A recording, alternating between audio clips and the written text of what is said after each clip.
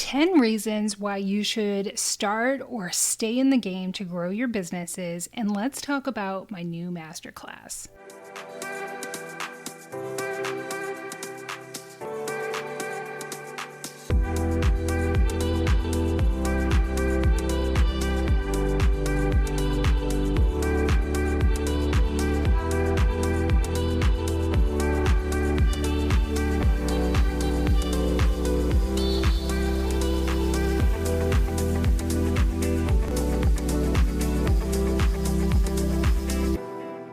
Welcome back, mompreneurs, to another episode of the Good Enough Mompreneur Podcast. I'm your host, Angela Mishuli, and I'm so grateful you're here.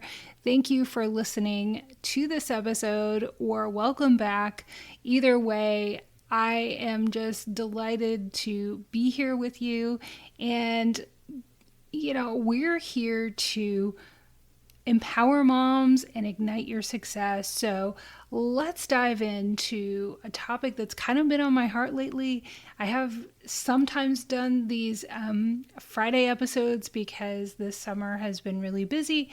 So I kind of backed off on those, but I want to start them again. And this is an episode that I've been thinking about. If you're kind of like, okay, frustrated and like, why am I doing this again? Let me remind you, that's what, if you need a reminder, let's have this episode on repeat so you can go, okay, this is why I did this. So let's dive in. I want to talk about 10 reasons why you should start or stay in the game to grow your business, because I know it can be lonely. It's not easy. And you, of course, have your why, but you can just really feel disconnected sometimes from why you even started on this journey in the first place. So number one, don't forget how much flexibility you have in your business or as a business owner. And if you don't have that flexibility, let me encourage you to create that flexibility. Question anything that you're doing that is just totally wiping you out, and step back and go, why am I doing this again? Is this really necessary? Are you putting the pressure on yourself? Could you communicate better with your client or somebody on your team to help you with it? Because I think lots of times we are just have these self-imposed deadlines and expectations that we really don't need to have, and we need to be kinder to ourselves. So number two is you're setting a great example for your family, for your children. You're setting an example for other moms who want to start a business, because that's how this podcast was born. Is I couldn't believe the people just wanted to know how I started a business and how did I have the confidence to do that, and then the technical side of it. So don't forget, people are watching, even if they might not say something. If your kids don't seem to really respect what you're doing, they are watching. And you're definitely having an impact, whether you know it or not. So number three, think about you're fulfilling your personal ambitions. And if you're not feeling fulfilled, it's definitely a call to step back and go, okay, how can I pivot and make this what I want it to be? I saw a really moving story this week about somebody who has a subscription box business, and they really had to step back from it and change the model back to what it was originally. And it was such a heartfelt story. And, it's just one of those things. Sometimes we can get so caught up in the momentum of our businesses, and it turns out to not be what we wanted, but we really do have the power to change that. And don't get hung up on other people's expectations. You really have to be the leader. You are the CEO of your own life and your own business. And so make sure that you take that power and really dictate what serves you first. And then after that, number four, you're taking career control. You get to, just related to number three, is you get to choose a direction. And sometimes that can seem overwhelming and daunting, but you get to set the course. Nobody gives you a promotion. You don't have to ask somebody for an opportunity. You don't have to ask somebody if you can go learn something new. All of that is there for you for the taking. So don't forget that you have that agency over your career.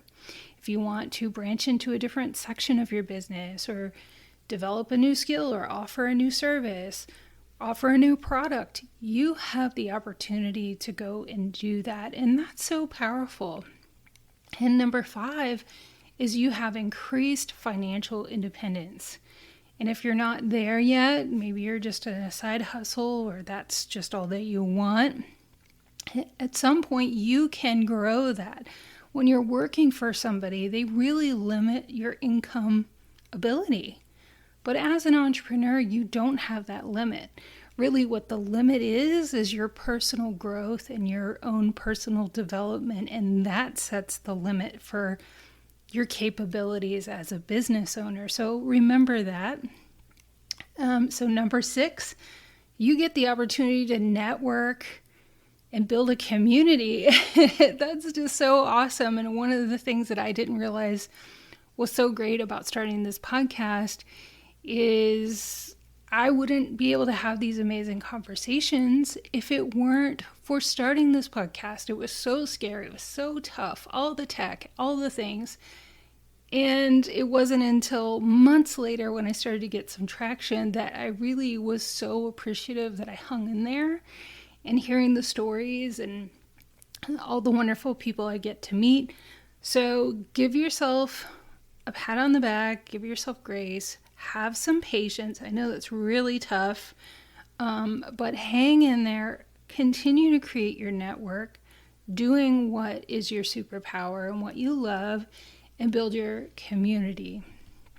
Number 7 is you get to work on your time management. I mean, that sounds crazy that it's a blessing, or like, how is that like something I should see as a positive to having my own business? But here's the thing is it kind of goes with number 1 and your flexibility, but you get to manage your own time. How cool is that? If you don't want to have a meeting with a client, don't open your calendar to meetings at a certain time. And that's not something you can always do when you're working for somebody else. So number 8 is adaptability. You are uniquely qualified as a mom to be more adaptive than other entrepreneurs out there who are not moms, who are maybe not the one that has the majority of the parenting responsibilities, which women still do primarily have the majority of parenting responsibilities. And that makes us so adaptive, and that really gives us a step up in the business world. So don't forget that. And then 2, number 9 is we have that work-life integration. Some people have an issue with that because they have always seen work and home separate. But, really, I love the fact that I can have a conversation with my kids and then 5 minutes later be on a podcast interview or dealing with a client or doing something else related to my business. And it doesn't have to be segmented.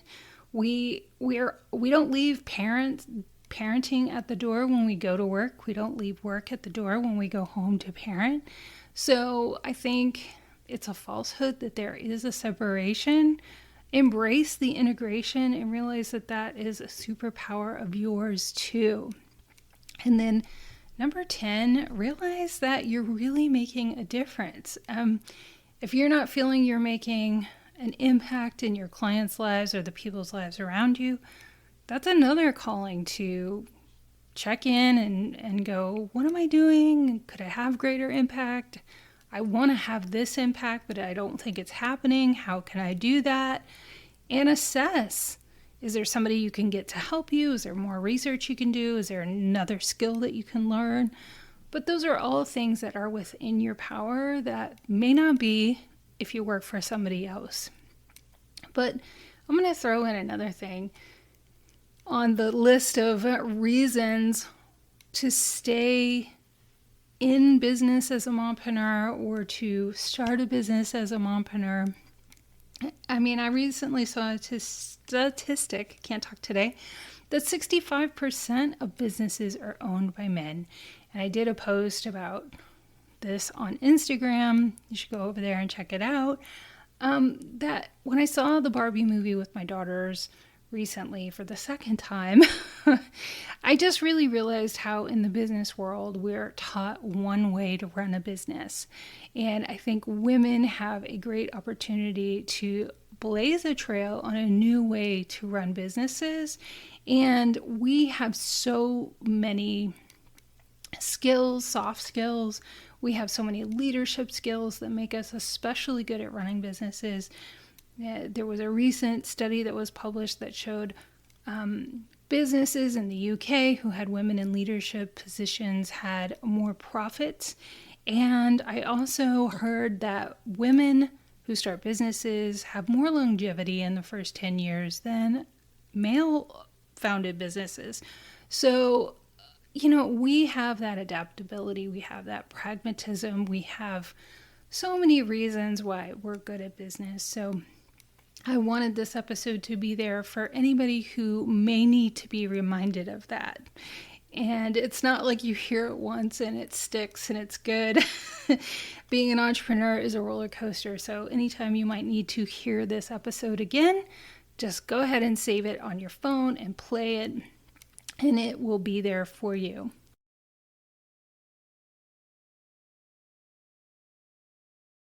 If you're feeling a little frustrated and stuck in your business right now, or you're not even sure where to begin, another way that I can help you is to attend my new masterclass. I'm so excited. It's on August 23rd at 7 p.m. It's a virtual masterclass, totally free. I'm going to have some resources for you, but I have been a solo entrepreneur for more than a decade. I have spent thousands on coaches over years. I am now more than a year into this podcast. I've talked to dozens of entrepreneurs. We are now in 22 countries, more than 140 cities worldwide. And I'm going to condense all of that information that I've learned over years, over thousands of dollars, and give you the highlights of the things that you really need to focus on for more happiness and to have more impact, more joy, more money in your business, because I think that's what we all started this for. So I hope you will join me. You can register by clicking the link in the show notes, or you can go to mombusinesscoach.com/learn. I'd love to have you there. It's August 23rd at 7 p.m. Mompreneurs, I also wanted to introduce you to our newest sponsor, Tiffany Co. Design Studio, founded by a fellow mompreneur. Do you want to know how you can save over 6 hours of time on your business this week? The answer is social media and business resource templates. The template packs at Tiffany Co. Design Studio are simple to customize to your business because the foundation is built for you, and you only need to make minor changes to tailor them to your brand. This takes only minutes of your time, making content creation a breeze. Find an array of templates that match your business by visiting tiffanycodesignstudio.com and use code GoodEnoughMom to get 20% off any template pack. So, thank you so much for joining me on this episode. It's been such a pleasure to talk to you, and thank you for the opportunity to just share what was on my heart and my business, and I hope it was helpful to you. If you would like to connect with me, you can go to mombusinesscoach.com. Don't be shy. I'd love to hear from you. And if you are loving our content, it would mean so much if you would leave a review. It helps other mompreneurs find the show. It helps us know we're creating content that's resonating with you. And then two, subscribe to the podcast. I cannot wait to share with you another episode on Monday with an amazing mompreneur. So be sure to subscribe, and then you don't miss an episode. You get a little notification every time a new episode is published. And then share this episode with anybody that you think might find it helpful. I would be so grateful. So with that, I hope you have an amazing weekend. I can't wait to talk to you next time. We are all applauding you and here to support you. So thank you so much for listening, and I hope you have a great one. I'll talk to you next time. Bye.